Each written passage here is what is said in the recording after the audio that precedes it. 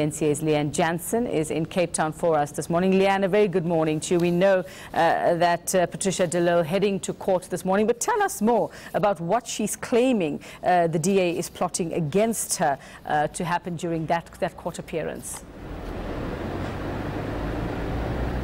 Good morning. Well, this application is twofold today. Part A is to interdict the city manager and the city of Cape Town from filing a vacancy with the IEC, a councillor vacancy, and by filing a councillor vacancy, the mayoral position is left open as well.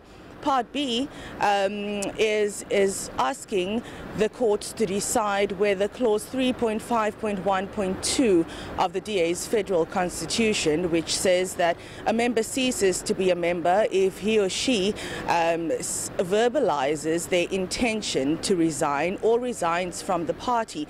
So it's two-part, and that's what we expected to hear today. Patricia De Lille saying that the DA used this clause as a last-ditch attempt to get her out because of its failed attempts before, and that her issuing court papers with regard to applying the recall clause against her was going to fail in court anyway, and that is why the DA used 3.5.1.2 to oust her as a DA member, a councillor and mayor.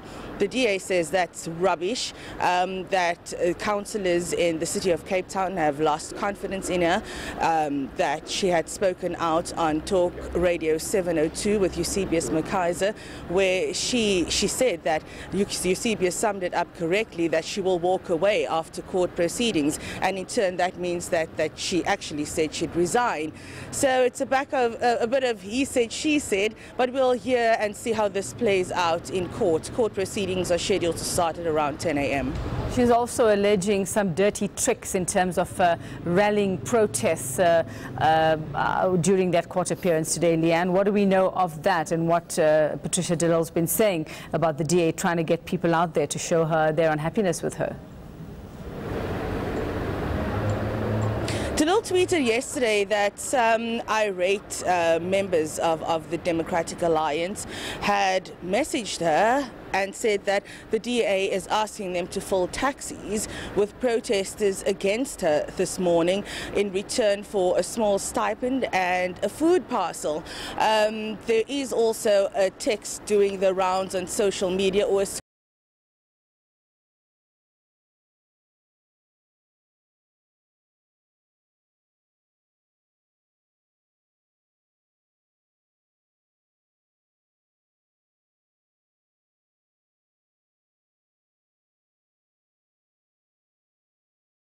that the DA seemingly extended to her. What do we know of that? I mean, what was the sort of consolation prize, if I were to call it that? What was the deal they were trying to get her to agree to that she's now saying absolutely not?